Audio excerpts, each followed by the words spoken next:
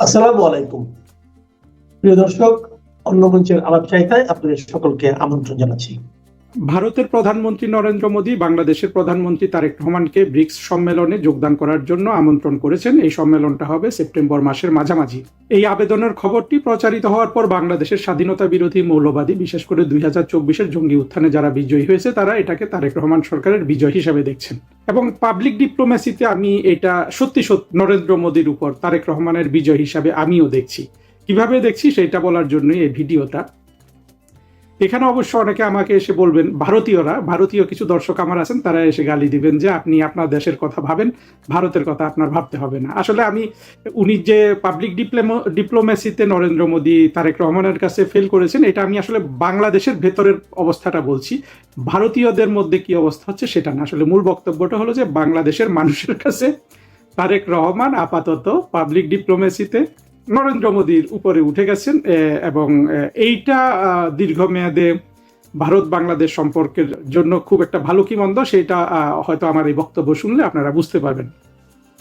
তার আগে বলে নেই পাবলিক ডিপ্লোমেসি কি। পাবলিক ডিপ্লোমেসি কি এর সংজ্ঞা দিয়ে আমি আমার গল্প বলবো। আমি যখন 2021 সালে স্পেন থেকে গিয়ে পররাষ্ট্র মন্ত্রণালয়ে জয়েন করি, তখন আমাকে এই পাবলিক ডিপ্লোমেসির ডিজি বা মহাপরিচালক করা হয়। আমাদের এই জিনিসটা মানে এই কি বলে, আমাদের ফরেন মিনিস্ট্রিতে এটাকে অনুবিভাগ বলে। অনুবিভাগ কি জিনিস? এই অনুবিভাগে আগে নাম ছিল এক্সটার্নাল পাবলিসিটি উইং। আমি যে সময়টায় যাই ঠিক ওই সময়টাই এটাকে নামটা পরিবর্তন করে পাবলিক ডিপ্লোমেসি উইং বলা হয়, এবং এখনো সেটা চলমান আছে। ফলে বলতে পারেন যে পাবলিক ডিপ্লোমেসি উইং এর বাংলাদেশের ফরেন মিনিস্ট্রির আমি প্রথম ডিজি না, আমার আগেও বোধহয় একজন ছিলেন, তখন উনি অবশ্য দুটো, ওনার সময় নামটা পরিবর্তন হয়েছে। তো আমাদের পররাষ্ট্রমন্ত্রী ডক্টর আব্দুল মোমেনের কথা যারা শুনেন তারা জানেন যে উনি পাবলিক ডিপ্লোমেসিটাকে অত্যন্ত গুরুত্বপূর্ণ মনে করেন। এবং পাবলিক ডিপ্লোমেসি উইং এ আমি জয়েন করার পর থেকে আমি তো খুব আশা আকাঙ্ক্ষা নিয়ে কাজ শুরু করেছিলাম। কারণ হলো, তার আগে পাবলিক ডিপ্লোমেসি উইংকে একটা ডিভিশন বানানোর জন্য ফরেন মিনিস্ট্রি প্রধানমন্ত্রীর দপ্তরে এরা সারসংক্ষেপ বলে চিঠিও লিখেছিল আর কি, অনেকটা বড় সড়ো করে ডিভিশন বানাবে। ডিভিশন মানে তো বুঝতেই পারেন যে একটা মন্ত্রণালয়ের যে মন্ত্রী পরিষদ বিভাগ একটা ডিভিশন, শিক্ষা মন্ত্রণালয় এরকম দুইটা ডিভিশন আছে। ডিভিশন বিশাল ব্যাপক একটা বিষয় আর কি, ডিভিশন অনেকটা একটা মন্ত্রণালয়। তো পাবলিক ডিপ্লোমেসি উইংকে ডিভিশন বানাবে, আমি সেই ডিভিশনের ডিজি। এই জয়েন করার পর থেকে আমার মন্ত্রণালয়ের কর্তৃপক্ষের সাথে ঝগড়াঝাটি কি জন্য? আমি চাই যে আমাকে কিছু বলিষ্ঠ দক্ষ বা যা আছে আমাদের সীমার 2-3টা অন্তত একটু 6 মাস 1 বছর 1.5 বছর কাজ করবে এমন অফিসার দেয়া হোক। তো অফিসার দেয়, 2টা ভালো অফিসার দিলে এরা 1.5 মাস 2 মাসের মাথায় অন্য জায়গায় চলে যায়। এইটা নিয়ে আমি আমাদের ফরেন সেক্রেটারি মাসুদ বিন মোমেনের সাথে ঝগড়া করি, পররাষ্ট্র প্রতিমন্ত্রী শাহরিয়ার আলমের সাথে ঝগড়া করি, মন্ত্রীকে বারবার নালিশ জানাই মোমেন স্যারকে, যেহেতু মোমেন স্যার পাবলিক ডিপ্লোমেসি চান। আমার ঝগড়ার মূল কথাটা ছিল এটাই যে আপনারা তো ভাই এটাকে ডিভিশন বানাতে চেয়েছিলেন, মানে 8টা মন্ত্রণালয় বানাতে চেয়েছিলেন, সেটা পারেন নাই বুঝলাম, কিন্তু এখন অন্তত আমাকে কিছু লোকবল দিয়ে সহায়তা করেন। এরা সেটা করতো না। না করার পেছনে যে এটা যে অন্তর্ঘাতমূলক সেটাও না, হলো যে আসলে মন্ত্রণালয়ের প্রতিদিনের কাজ কাম ফেলে রেখে এই ধরনের জিনিসের পেছনে সময় দেয়া বা লোকবল সাপ্লাই করা মন্ত্রণালয়ের এই সীমাবদ্ধতা আছে। অর্থাৎ বড় ধরনের উইল না থাকলে এটা করা যায় না, কিন্তু তারা উইলটা দেখিয়েছে কাগজে কলমে যে এটাকে ডিভিশন বানাবে। ডিভিশন বানালেও কিন্তু এটা আসলে কিছুই হতো না, কারণ তাদের তো আসলে এটা বোঝার দক্ষতা ছিল না বা দেখাতে পারেনি। আমি এখানে দোষ হিসাবে বলছি না, বাস্তবতা উপলক্ষে। এই যে আমি ঝগড়াঝাটি করি, এটা ওদের কারো পছন্দ না, সচিবের তো একেবারেই পছন্দ না, সচিব আমাকে পাইলে খেয়ে ফেলে। আমি আবার আমার যে অফিসার গুলো ছিল ওদের বিদেশ ভ্রমণ টমনেরও ব্যবস্থা করছি কৃত্রিমভাবে, হাতে পায়ে ধরে ভাই, একেবারে মানে হাতে পায়ে ধরতে হয়, যে ওরা সহজ জিনিসটা বোঝে না। কিন্তু আমার ওই তর্কের উত্তর ওরা কোনোদিন দিতে পারবে না, যেটা যে ডিভিশন বানাইতে চাইছিলেন উইং হিসাবে এটাকে আগে দাঁড় করা, সেটা কিন্তু তারা করে নাই। পরে আমি নিজেই কিন্তু বিরক্ত হয়ে বের হয়ে গেছি। এই বের হয়ে যাওয়াতে আবার আমাকে সচিব মহোদয় মাসুদ বিন মোমেন সাহেব হেল্প করেছিলেন, যে আমাকে ভালোবেসে করেছিলেন তারা। উনি দেখছেন যে এই ছেলেটা মুখে মুখে তর্ক করে, চলে গেলেই ভালো। যাই হোক, সেইভাবে আমি আবার কানাডায় চলে আসি ডেপুটি হাই কমিশনার, একেবারে নিচের দিকের একটা পোস্ট নিয়ে। আমি ডিজি হিসাবে যতটুকু আমার দক্ষতা বা সেটার কিছু না। ওই কানাডায় ডেপুটি হাই কমিশনার আপনারা দেখবেন, এটা খুব ছোটখাটো একটা পোস্ট, এটা এমন কোনো গুরুত্বপূর্ণ পোস্ট না। কিন্তু আমাকে বের করে দিয়ে নিশ্চয়ই মাসুদ বিন মোমেন সাহেব অনেক আর আনন্দ পেয়েছেন, আমিও বের হয়ে গিয়ে আনন্দ পেয়েছি। কারণ আমি দেখলাম যে যেই ধরনের কথা বলে বেশি কাজের সাথে মানে তারা এটা পারে না আসলে, মানে এটা দোষের কিছু না, কিন্তু কথা হলো যে গিমিক তৈরি করে, কিন্তু আসলে এই পাবলিক ডিপ্লোমেসিতে মনোযোগটা দেয় না। দেখেন পাবলিক ডিপ্লোমেসি একটা, আচ্ছা এর আগে আরেকটা কথা বলে নিই। আমার যখন অনেক বছর হয়ে গেছিল আমি স্পেনে আমার 5.5 বছর বিভিন্ন কারণে বদলি হলেও আমি যেতে পারি না, ওই কারণটা এখানে বলবো না। আমার একেবারে পকেট শেষ, আমার 2 মেয়ে ওখানে পড়াশোনা করতো, বছরে মানে লক্ষ লক্ষ যা টাকা সরকার দেয় তার মানে যা খাইতে দেয় সেটাও এই বাচ্চাদের পড়াশোনার জন্য স্কুলের খরচে ব্যয় করতে হয়। আমি তো স্পেন থেকে যেতে পারি না। ওই জন্য আমার রাষ্ট্রদূত যিনি ছিলেন উনি একটা তদবির করেছিলেন যে আমাকে আমেরিকাতে, তখন আবার ডেপুটি চিফ অফ মিশনের পোস্টটা খালি হয়েছিল, আমাকে যেন ওইখানে পোস্টিং দেয়। মন্ত্রী মহোদয় রাজিও হয়েছিলেন। এই মাসুদ বিন মোমেন, ওই যে এখন যাকে পররাষ্ট্র সচিব করবে বলছিল, সালাউদ্দিন নোমান চৌধুরী, এ ছিল তখন ডিজি, এই ছিল কিনা জানি না। মাসুদ বিন মোমেন আরো 2-1 জনকে নিয়ে, হয়তো প্রতিমন্ত্রীকে নিয়ে আরো একজন, মানে সবার নাম বলার দরকার, মন্ত্রীর সাথে গিয়ে তদবির করছে যে বহুদিন বিদেশে ছিল, একে এখন আমেরিকায় পোস্টিং দেওয়া যাবে না। তখন যদি আমাকে মার্কিন যুক্তরাষ্ট্রে ডেপুটি চিফ অফ মিশন করতো, তাহলে কিন্তু এই যে আওয়ামী লীগ সরকারের সাথে মার্কিনীদের যে কূটনীতির এত পতন হয়েছিল, এখন আমি বুঝি যে সেইটা ঠেকানোর হয়তো একটা অ্যাটেম্প তারা মানে আমাকে দিলে তাদের যে এটা ঠেকানোর একটা মানে ইচ্ছাও ছিল, বা তারা এটা বোঝার সক্ষমতা রাখে, সেটা হতো আর কি। কারণ ফরেন মিনিস্ট্রির লোকজন আমাকে ভয় পায় দুটো কারণে, যে আমার পড়াশোনা, এই যোগ্যতার জন্য, আর আরেকটা কারণে আমাকে হয়তো তুচ্ছতা ছিল করতে পারে, যে আমি যে কথা বলতে পারি না, যে এখন যে আপনাদের সামনে যেটা বলছি, এই যোগ্যতাটা আমার ঘাটতি আছে। কিন্তু পড়া লেখা মানে পড়তে পারা, লিখতে পারা, কূটনীতি বোঝা, এটাতে তো ফরেন মিনিস্ট্রিতে আগাগোড়া আমার সমান আসলে এখনো কেউ নাই, তখনও কেউ ছিল না। আমি মোমেন সারবা ওনাদের কথা বলছি না, উনি তো অনেক সিনিয়র, ওনারা তাকে ফরেন সার্ভিসের কথা বলছি আর কি। সেটা তারা দিল না, ঢাকায় নিয়ে আমাকে, আমি খুব খুশি, কিন্তু আমাকে মানে জেনুইন যেটুক দরকার সেটুকু লোকবল পাই না। আর তো মন্ত্রণালয় বোঝেনি, সরকারি অফিসগুলোতে এইরকম রাজনীতি, এর তার পেছনে লেগে আছে, সে তার পেছনে লেগে আছে। আমি যাকে যা বলি মুখের সামনে বলি, পেছনে লাগা এটা আমি পছন্দ করি না, মানে এটা আমার চরিত্রের মধ্যে নাই পেছনে লাগা। অবশ্য এখন তো পেছনেই বলছি, আবার যাদের কথা বলছি তারা সবাই কিন্তু এই ভিডিওটা শুনবে, কিন্তু সবাই জানে যে আমি কোনো মিথ্যা কথা বলছি না। আমি যখন পাবলিক ডিপ্লোমেসি ডিজি ছিলাম, এই অনেকে যারা বক্তৃতা টক্তৃতা দিতে যেত নানান জায়গায়, তারা এসে আমাকে জিজ্ঞেস করতো যে এই পাবলিক ডিপ্লোমেসি কাকে বলে। তখন আমি তাদেরকে পাবলিক ডিপ্লোমেসির নানান সংজ্ঞা লিখে দিতাম। আর পাবলিক ডিপ্লোমেসির সংজ্ঞা যেটা বইপত্রে লেখা আছে এটা অত্যন্ত জটিল, ফলে আমি আমার মতো করে সংজ্ঞা বানাতাম। এবং আমি সংজ্ঞাটা বানাতাম আসলে এই যে ভারতের পররাষ্ট্র মন্ত্রণালয়ের যে পাবলিক ডিপ্লোমেসি, ভারতের, চীনের, রাশিয়ার কিংবা মার্কিনীদেরও যে পাবলিক ডিপ্লোমেসি, সেটার আলোকে আমি প্র্যাকটিক্যাল সংজ্ঞা বানাতাম, এবং তারা ওগুলা নিয়ে বক্তৃতা দিত। এবং পাবলিক ডিপ্লোমেসিকে এতই গুরুত্ব দেওয়া হয়, মোমেন স্যার ঠিকই ছিলেন, উনি গুরুত্বটা বুঝতে পেরেছিলেন, দিতেও চেয়েছিলেন, কিন্তু ওই যে ব্যুরোক্রেসির প্যাঁচে পড়ে ওনার তো আসলে হাত পা বাঁধা। আমাদের পররাষ্ট্র মন্ত্রণালয়ের যে ব্যয়, বাৎসরিক ব্যয়, মানে পররাষ্ট্র মন্ত্রণালয় চালাতে সরকারের যা খরচ, ভারতের শুধু পাবলিক ডিপ্লোমেসি উইং চালাতে ততটা খরচ। বোঝেন তাইলে, ভারত যদি পাবলিক ডিপ্লোমেসির পেছনে এত টাকা খরচ করে, তাহলে চীন কত করে, রাশিয়া কত করে, মার্কিন যুক্তরাষ্ট্র কত করে। পাবলিক ডিপ্লোমেসির সংজ্ঞা ব্যাপক, অনেক কথা আছে। যেটা হলো যে আপনি যদি পাবলিকের কাছে আপনার মুখ উজ্জ্বল হয়, এটাই মানে বুঝতে হবে যে মানে আপনি পাবলিক ডিপ্লোমেসিতে ভালো করেছেন।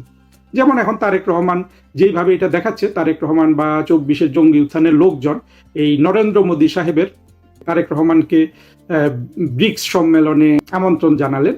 তারেক রহমানকে তার সমর্থকরা বিজয় হিসাবে দেখছে, কারণ তারেক রহমানকে তো এর আগেও দাওয়াত দেওয়া হয়েছিল, সে দাওয়াতে তিনি যান নাই, তিনি সেখানে না গিয়ে চীনে গিয়েছেন, আবার দ্বিতীয়বার দাওয়াত দিচ্ছে। এখন তারা এটাকে দেখাচ্ছে যে দেখো ভারত কতভাবে তারেক রহমানের এবং বাংলাদেশের কাছে ধরা, একবার দাওয়াত দিয়েছে যায় নাই, এখন কিন্তু আরেকবার দাওয়াত দিচ্ছে, চালাকি করে ব্রিক্সে নিয়ে যাচ্ছে, কোনোভাবে তারেক রহমান যেন ভারতে যায়, ভারতে না গেলে ভারতের ইজ্জত নষ্ট হয়ে যাচ্ছে।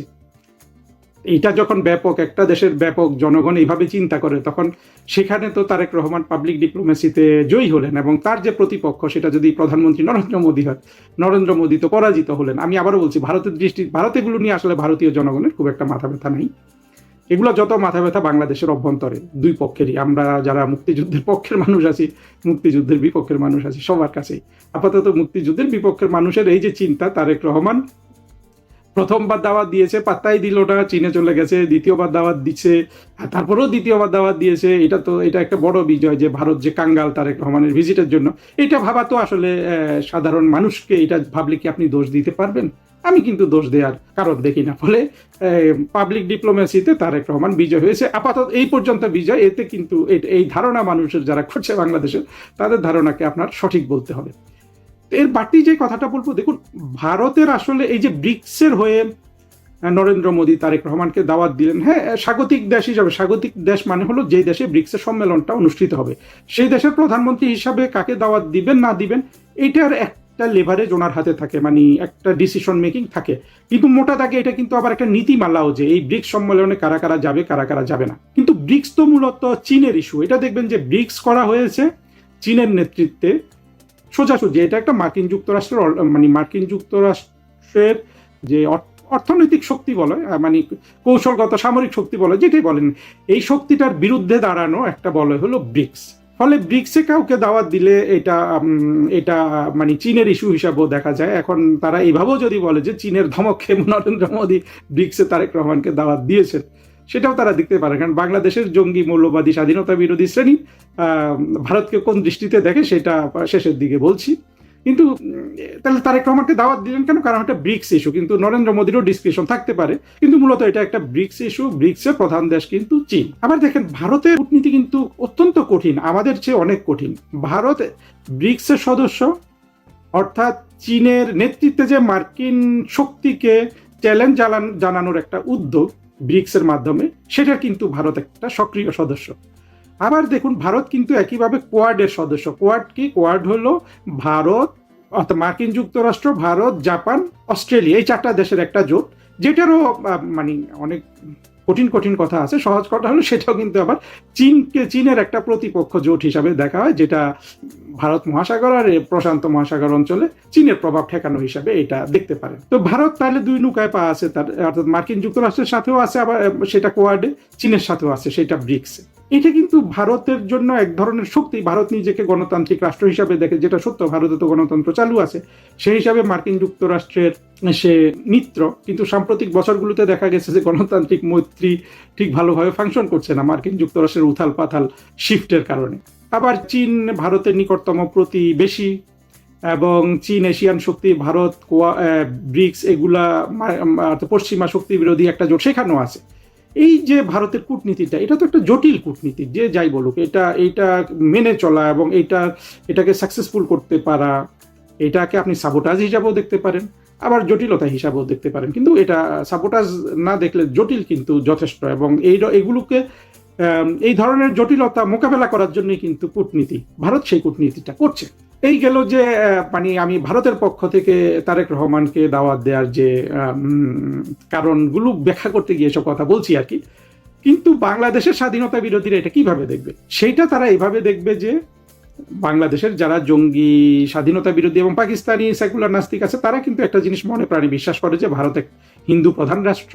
হিন্দুরা কখনো মুসলমানদের সাথে যুদ্ধে যেতে না, হিন্দুরা মুসলমানদেরকে ভয় পায়, পাকিস্তানের সাথে ভারত যতবার যুদ্ধ করেছে ততবার হেরেছে। এগুলো হলো বাংলাদেশের মোটামুটি একটা মেজরিটি অংশের বিশ্বাস। আমি আবারও বলছি যে এই জিনিসটা, এই বিশ্বাস ভঙ্গ করার জন্য ভারতের তরফ থেকে কোনো উদ্যোগ নাই। ভারতের তরফ থেকে কিন্তু অনেক উদ্যোগই নাই, যেগুলো ভারত রাষ্ট্রের ঠিক তাদের প্রতিবেশীর সাথে কূটনীতিতে অবশ্যই এটা ভারতের প্রজ্ঞার পরিচয় বলা যাবে না। যেমন একটা কথা আমরা প্রায় শুনি যে ভারতের যেসব প্রতিবেশী রাষ্ট্র আছে কারো সাথে ভারতের সম্পর্ক ভালো নয়। প্রতিবেশী রাষ্ট্র কারা? ভুটান, নেপাল, চীন, পাকিস্তান, বাংলাদেশ। তখন বলতো যে একমাত্র বাংলাদেশের সাথে সম্পর্ক ভালো, অন্য কারোর সাথে সম্পর্ক ভালো নয়। বা শ্রীলঙ্কাও এর সাথে আনতে পারেন, শ্রীলঙ্কার সাথে যদিও স্থল সীমানা নেই কিন্তু সমুদ্র সীমানা আছে। এবং মোটা দাগে কথা তো সত্য। তো ভারত কি এই জিনিসগুলো চিন্তা করে দেখে যে কোন দেশের সাথে, মানে প্রতিবেশী সকল দেশের সাথে তাদের, বা মালদ্বীপও প্রতিবেশী বলতে পারেন, যে সকল প্রতিবেশী দেশের সাথে খারাপ কিভাবে হয়? আর সেটা যদি খারাপই হয়, বাংলাদেশের যে মুক্তিযুদ্ধের পক্ষের শক্তির সাথে যে ভারতের সখ্য, সেটাকে আরো উন্নততর করার কি ভারতীয় গভীর কোনো প্রচেষ্টা ছিল? মুক্তিযুদ্ধের পক্ষে শক্তিরও ছিল না, ভারতেরও ছিল না। তো ভারতের রাজনীতি বা ভারতের কূটনীতিতে এই আপনার কি বলবো, এই অদক্ষতা বলুন বা এই অগভীরতা বলুন, এটা কিন্তু বিদ্যমান। এইটা বিদ্যমান। আমরা যেটা দেখছি যে ভারতের কূটনীতি এবং ইয়েতে হয়তো ভারত বড় রাষ্ট্র হিসাবে এটা ভাবতে পারে যে না, এগুলোকে আমার পাত্তা দেয়া কিছুই নেই, কিন্তু তাদের আবার মিডিয়াগুলো তো প্রচুর পাত্তা দেয়। আমরা দেখছি 2024 জঙ্গি উত্থানের পর ভারতীয় মিডিয়া ব্যাপকভাবে জঙ্গি উত্থানের বিরুদ্ধে অনেক অবস্থান নিয়েছে। আবার এই অবস্থান নেওয়াতে যে আমাদের মুক্তিযুদ্ধের পক্ষে শক্তির খুব একটা উপকার হয়েছে তা কিন্তু না, বরঞ্চ স্বাধীনতা বিরোধীরা এখানে জোট পেয়েছে। অর্থাৎ এই যে ভারতের ব্যাপক মিডিয়া যে আমাদের মুক্তিযুদ্ধ অর্থাৎ 2024 জঙ্গি উত্থানের বিরুদ্ধে দাঁড়িয়েছে, সেইটা আসলে কোনো দক্ষ মিডিয়া কর্ম না, এটা ছিল অনেকটা ভিউ ব্যবসা। এই ভিউ ব্যবসা বাংলাদেশের লোকজনও করে, ভারতের লোকজনও করে, কারণ যারা ভিউ ব্যবসার সাথে জড়িত, মিডিয়া বলুন, ইউটিউব বলুন, সোশ্যাল মাধ্যম বলুন, দুই তরফে আসলে যারা গ্রাউন্ড লেভেলের কর্মী, ওরা সবাই কিন্তু অভাবগ্রস্ত, ওদের প্রথমেই দরকার টাকা। এটাই হলো মূল কারণ। এইখানেও ভারতীয় রাষ্ট্রযন্ত্র, যেটা বাংলাদেশের স্বাধীনতা বিরোধীরা বলে যে গদি মিডিয়া, মোদি মিডিয়া, তারা যে এটা দক্ষতার সাথে করে বা সত্যি সত্যি গদি মিডিয়া, মোদি মিডিয়া হিসাবে কোনো বড় কাজ করে, এইটার কিন্তু আমি অন্তত কোনো প্রমাণ দেখি নাই। আমি যেটা দেখছি যে আমাদের জঙ্গি স্বাধীনতা বিরোধী মৌলবাদীরা যেই তর্ক বলুন, কুতর্ক বলুন, যা কিছু বলে তাদের পক্ষের লোকজনকে চাঙ্গা রাখে, সেগুলোর অনুকূলে কিন্তু এই মিডিয়াগুলো, দুর্বল মিডিয়াগুলো কাজ করেছে, যদিও তারা এই জঙ্গি উত্থানের বিপক্ষে অবস্থান নিয়েছিল। যাই হোক, আমি মনে হয় সব কথা বলে ফেলেছি। যেটা আমি কনক্লুশনে যেটা বলতে চাই, যে ভারতকে তার প্রতিবেশীদের সাথে সম্পর্কের ক্ষেত্রে আরো দক্ষতার পরিচয় দিতে হবে। বাংলাদেশের মুক্তিযুদ্ধের পক্ষে শক্তি এবং ভারত, এই দুটি পক্ষকে তাদের যে সম্পর্ক সেটা গভীরতর করার ক্ষেত্রে দুই পক্ষকেই আরো ম্যাচুরিটি দেখাতে হবে। কারণ বাংলাদেশের যে স্বাধীনতা বিরোধী পক্ষ, এইটা আর পাকিস্তানের মধ্যে কোনো পার্থক্য নাই। ভারত যদি পাকিস্তানকে শত্রু রাষ্ট্র গণ্য করে, কিন্তু 2024-এর যারা জঙ্গি উত্থান ঘটিয়েছে তাদের কাউকে কাউকে বন্ধু মনে করে, এইটা ভারত রাষ্ট্রের বা যারা মনে করে তাদের এটা কিন্তু একটা ভুল, এবং সেই ভুলটা আমরা তাদেরকে ক্যারি করতে দেখেছি। যে ভুলের খেসারত কিন্তু নরেন্দ্র মোদী সরকার বাংলাদেশে দিচ্ছে, বাংলাদেশের জনগণের কাছে দিচ্ছে, যে তারা এখন দেখছে যে নরেন্দ্র মোদী সরকার তারেক রহমানকে ভয় পায়, তারেক রহমানের কাছে পরাজিত হয়েছে। তারেক রহমানকে একবার উনি আমন্ত্রণ করেছেন, যায় নাই, এই না যাওয়াতে উনি আরো শঙ্কিত। এখন তিনি তারেক রহমান সাহেবকে দ্বিতীয়বার দাওয়াত করলেন। আসসালামু আলাইকুম রহমতুল্লাহি ওয়া বারাকাতুহু। সম্মানিত দর্শক, আজকে ভিডিওটি করছি শুক্রবার দিন। আজকের দিনে আমাদের রাষ্ট্রপতি জনাব শাহাবুদ্দিন চুপ্পু তিনি পদত্যাগ করেছেন। প্রচণ্ড শারীরিক অসুস্থতা, এবং তিনি যা লিখেছেন তার পদত্যাগপত্রে, সেই অসুস্থতার যে লক্ষণ সেটা হলো যে তিনি নিউরোলজিক্যাল প্রবলেমে ক্ষণেকের তরে খুব অল্প সময়ের জন্য তিনি অচেতন হয়ে যান। তিনি বুঝতে পারেন না তিনি কি বলছেন, কি শুনছেন, কি দেখছেন। তো কাজেই তার এই ধরনের যে অসুস্থতা, শারীরিক, মানসিক, এটি রাষ্ট্রপতির মতো একটি গুরুত্বপূর্ণ এবং মহান দায়িত্ব পালন করার জন্য উপযুক্ত নয় এবং নিরাপদ নয়, এই কথা বলে তিনি পদত্যাগপত্র স্বাক্ষর করেছেন। তো আমি যে শিরোনামটি আজকের এখানে উল্লেখ করেছি, সেই শিরোনামটি আমি সাধারণত যেটি কাজ করি, যে যখন আমি একটা কোনো ভিডিও তৈরি করি তার 2 দিন 3 দিন আগে অনেক সময় শিরোনাম তৈরি করি। সাধারণত কারেন্ট অ্যাফেয়ার্স নিয়ে, একেবারে আজকের ঘটনা বা এই মুহূর্তের ঘটনা নিয়ে আমি সাধারণত ভিডিও করি না।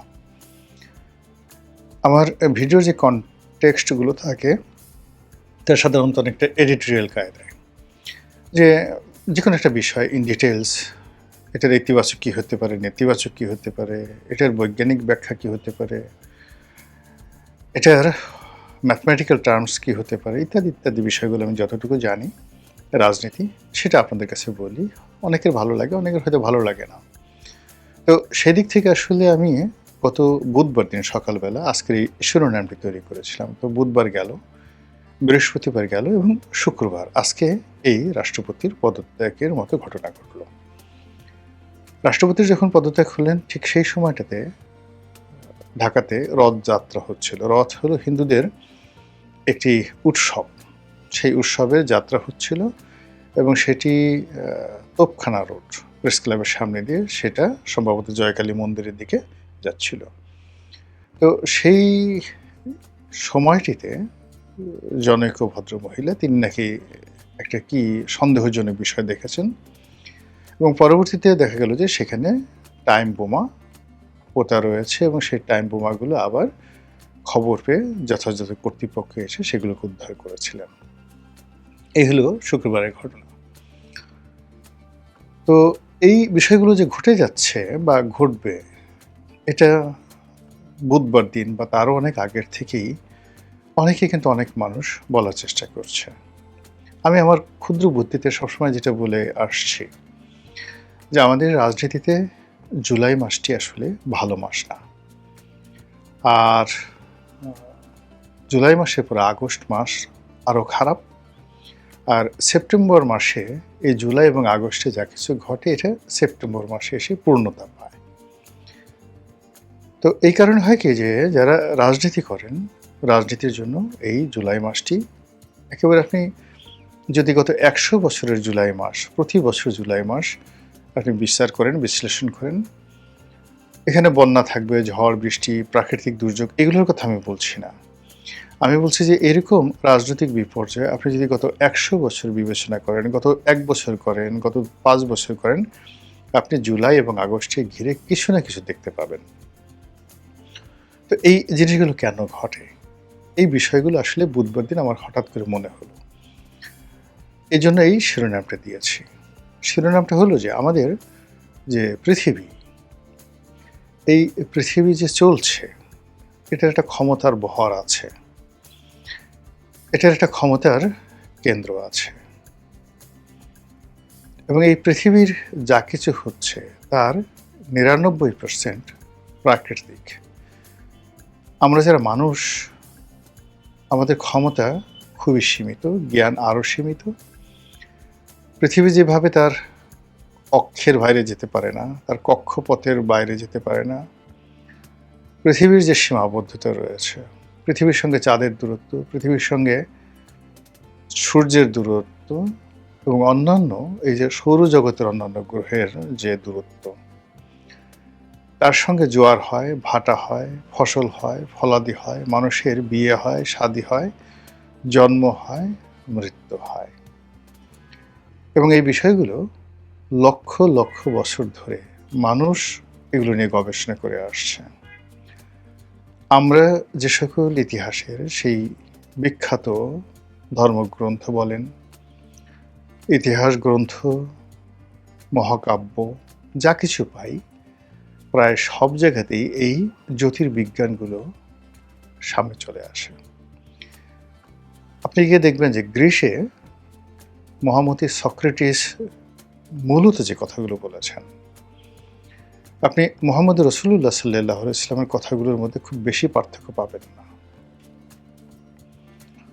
আবার পারস্য কিংবা ব্যাবিলন, এখানে যে ধর্মগুলো আজ থেকে 4000 বছর আগে, 5000 বছর আগে যে ধর্মগুলো এখানে প্রচলিত ছিল, সেই ধর্মের যে মোদ্দা কথা বা মূল কথা, তার সঙ্গে ভারতবর্ষের যে সনাতনী ধর্ম, সেই ধর্মের মোদ্দা কথার আপনি কোনো অমিল পাবেন না। যে কথা সক্রেটিস বলেছেন সে কথা মাওলানা জালালউদ্দিন রুমি বলেছেন। মাওলানা জালালউদ্দিন রুমি যে কথা বলেছেন, আপনার চীনের কনফুসিয়াস প্রায় একই কথা বলেছেন। তো এই জিনিসগুলো কিভাবে ইন্টারঅ্যাক্ট হয়, তারা তো কেউ কারো লেখা কখনো পড়েননি, হয়তো কেউ কাউকে চিনতেন না। এখন সক্রেটিস যে সময়টিতে এই কথাগুলো বলেছেন, তার কত বছর পরে 570 খ্রিস্টাব্দে পৃথিবীতে এলেন, অর্থাৎ প্রায় 900 বছর পরে মুহাম্মদ রাসূলুল্লাহ সাল্লাল্লাহু আলাইহি ওয়াসাল্লাম এলেন। তো তিনি সক্রেটিসের কথাগুলো কিভাবে বললেন, এমনকি কোরআন সেই কথাগুলো কিভাবে ন্যারেট করল। ইট মিনস এই জগতে প্রকৃতি বলতে কিছু একটা জিনিস আছে, ইউনিভার্স বলতে যেটা আমরা দেখি, তার পেছনে একজন নিয়ন্ত্রক রয়েছেন, কর্তা রয়েছেন। সেই কর্তার একটা সিস্টেম আছে এবং কর্তা নিজে নিয়ম মানেন এবং তিনি অঙ্কের মাধ্যমে বুঝিয়ে দেন। আচ্ছা বলেন তো, একটা বড় গ্রহ, সেই গ্রহটার নাম বৃহস্পতি কেন হলো? বাংলাদেশে বৃহস্পতিকে কেন সৌভাগ্য বলা হয়? একটা গ্রহ আছে শনি, কেন এটাকে অমঙ্গল, অকল্যাণ? এই অমঙ্গল এবং অকল্যাণের প্রতীকরূপে কেন এই শনির যে দশা বা শনি নামক যে গ্রহটি, এটিকে কেন মানুষ বলে আসছে একেবারে অনাদিকাল থেকে? আবার শনির অনেকগুলো চাঁদ আছে, যেমন আমাদের পৃথিবীর চাঁদ আছে, শনির এরকম একটা চাঁদ আছে, সেই চাঁদটির নাম টাইটান। তো সেই টাইটানকে নিয়ে এই পৃথিবীতে বহু ঘটনা ঘটে। অনেক দেবতার নাম, টাইটান নামক দেবতার নাম আছে। টাইটান নিয়ে এই যেমন আমাদের ভারতে একটা ঘড়ি কোম্পানি, তারা টাইটান করেছে। তো সেই শনির যে চাঁদ টাইটান, তার ক্ষমতা, তার দম্ভ, তার সব কিছু মিলিয়ে আপনি এই যে টাইটানটাকে নিয়ে আমরা কেন পৃথিবীতে এত মাতামাতি করছি, টেকনাফ থেকে তেঁতুলিয়া একেবারে ভারতে বিন্ধ্য পর্বত থেকে শুরু করে আল্পস পর্বতমালা, আল্পস থেকে শুরু করে আবার ইরানের জাগ্রস পর্বতমালা, সেখান থেকে আবার যদি আপনি চলে যান কিলিমাঞ্জারো পর্বতমালাতে, কেন বারবার টাইটান চলে আসছে? আমরা যাকে সরস্বতী বলি বা গঙ্গোত্রী হিমবাহের গঙ্গা বলি, যমুনা বলি, ঘুরে ফিরে কেন একই কাহিনী প্রকৃতিতে আসছে? এই কারণে এই যে জুলাই মাস, এই জুলাই মাসকে কেন্দ্র করে বাংলাদেশে শনির দশা, এবং এই শনির দশার সাথে সাথে আবার শনির যে চাঁদ, সেই চাঁদের অভ্যুদয় অর্থাৎ টাইটানের অভ্যুদয় এই বাংলাদেশে ঘটে, প্রতি বছর ঘটে। এই সময়টিতে মানুষের মন অস্থির হয়ে যায়, সন্দেহ বেড়ে যায়, হতাশা তৈরি হয়ে যায়। এবং এরকম সময় যখন আসে, তখন সাধারণত সবগুলো ধর্মেই বলা আছে, যখন এরকম অকল্যাণ চারিদিকে দেখা যায়, তখন দরজা বন্ধ করে রাখো, বাইরে ঘোরাফেরা করো না, চুপচাপ নিজের কর্মে নিজের পরিবারের সঙ্গে থাকো। এটাই কল্যাণ। যত মানুষের সাথে চলবে, যত বেশি কাজ করতে যাইবে, তত বেশি ভুল হবে। আপনি দেখুন তো, এই জুলাই মাসটি বা এই শনির দশা বা টাইটান, এই জামাতের যে এমপি সাহেব, তার কথা একটু চিন্তা করেন, তার প্রেয়সী সেই কিশোরী বধূর কথা চিন্তা করেন। এরপর এই মাসে যেভাবে বিএনপি এবং জামাতের আরো বহু নেতার একান্ত ব্যক্তিগত ভিডিও, অডিও, অশ্লীল ছবি যেভাবে আসছে, এটা তো আরো 3 মাস আগে আসতে পারতো। কেন সবকিছু জুলাই মাসে আসতে হবে? তো জুলাই মাসে যদি এই অবস্থা, আগস্ট মাসে কি হবে আপনি বোঝার চেষ্টা করেন। আচ্ছা, শাহাবুদ্দিন চুপ্পু পদত্যাগ করবেন, এটা তো গত মাসে তিনি করতে পারতেন, মে মাসে করতে পারতেন, জুনে করতে পারতেন, বা তিনি সেপ্টেম্বর মাসে করতে পারতেন। কেন তাকে এই জুলাই মাসে তাকে এই কাজটা করতে হবে বা তাকে করতে বাধ্য করা হবে? এই যে বিষয়গুলো, এই বিষয়গুলো হলো আপনার একটা শনির দশা। সেই শনির দশা আমাদেরকে পেয়ে বসেছে। আমাদের যারা আলেম আছেন, ওলামা আছেন, যারা এই চর্চাগুলো করেন, ইসলামের বড় বড় ইমাম আল রাজির মতো তাফসীরকারক, তারাও মূলত জ্যোতির্বিজ্ঞান চর্চা করতেন। ইবনে সিনা, জাবির আল হায়ান, এরকম বড় বড় স্কলার যারা ছিলেন, তারা ম্যাথমেটিক্স, জ্যামিতি এবং জ্যোতির্বিজ্ঞান, ইভেন আমাদের ভারতবর্ষে যে সকল মহান অলি আল্লাহ গাউস কুতুব ছিলেন, এমনকি অষ্টাদশ শতাব্দীর যারা গাউস কুতুব, তারা সবাই কিন্তু এই জ্যোতির্বিজ্ঞান চর্চা করতেন। কিন্তু দুর্ভাগ্যজনক হলো সত্যি, আমাদের দেশের এখন যারা সব ধর্মেরই, যারা যাকে বলা হয় ধর্মগুরু, তারা বিবাদ করেন, বিসংবাদ করেন, ইতিহাস বলেন, কাহিনী বলেন, তাদের ধর্মগ্রন্থ থেকে বিভিন্ন উদ্ধৃতি বলেন, কিন্তু এগুলোর সাথে যে গ্রহ, নক্ষত্র, জ্যোতির্বিজ্ঞান, অঙ্কশাস্ত্রের, বিজ্ঞানের যে একটা সংযোগ রয়েছে, সেই দিক নির্দেশনা তারা দিতে পারেন না। ফলে কি হলো দেখুন, বড় বড় রাজবংশ, সেটা হিন্দুদের হোক, মুসলমানদের হোক, তারা বহুদিন রাজত্ব করেছেন। তাদের বাইতুল হিকমা ছিল, লাইব্রেরি ছিল, তাদের জ্ঞানীগুণী বিজ্ঞানী ছিল, জ্যোতির্বিজ্ঞানী ছিল, তাদের জ্যোতিষী ছিল, তাদের অলি আল্লাহ গাউস কুতুব তাদের দরবার আলোকিত করতেন। ফলে তারা যে কোনো সিদ্ধান্ত চমৎকারভাবে নিতে পারতেন। কিন্তু আমাদের এই দেশে এই সময়টাতে, মানে যেখানে জ্ঞান আছে, যেখানে গুণ আছে, সেখান থেকে রাষ্ট্র, রাজনীতি এবং রাজনীতিবিদ তারা সবসময় দূরে থাকে।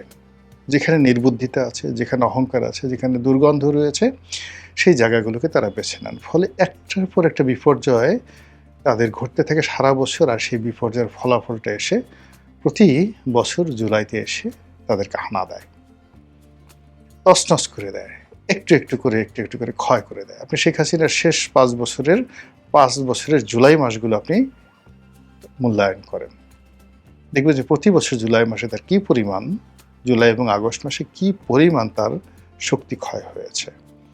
তো সেই দিক থেকে একেবারে এই বছরের যে জুলাই মাস, সেই জুলাই মাসের মানে এই তারেক রহমান সরকারের জন্য প্রথম জুলাই, এই প্রথম জুলাইতে তিনি যে বিপদ এবং বিপত্তির মধ্যে পড়লেন এবং তিনি যে চ্যালেঞ্জের মধ্যে পড়লেন, তিনি যে অস্থিরতার মধ্যে পড়লেন এবং যে আতঙ্ক এবং ভয়ের মধ্যে তিনি পড়ে গেলেন, অর্থাৎ দেখেন এই মাসেই তাকে তার বাবার হত্যাকারীকে তিনি পেয়ে গেলেন, এই মাসেই এই হত্যাকারীকে তিনি গ্রেপ্তার করতে পারলেন, তাকে আবার কোর্টে তোলা হলো।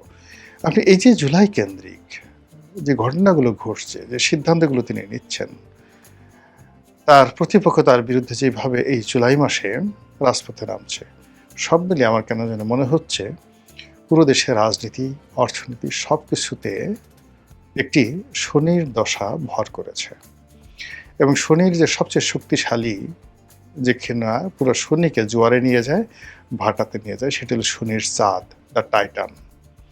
এবং সেই আমাদের এই বাংলাদেশে কেবলমাত্র শনির দশা না, শনির যে চাঁদ টাইটান, সেই টাইটানের আকর্ষণও চলছে। মহান আল্লাহ আমাদের সবাইকে হেদায়েত দান করুন, হেফাজত করুন। আসসালামু আলাইকুম ওয়া রাহমাতুল্লাহি।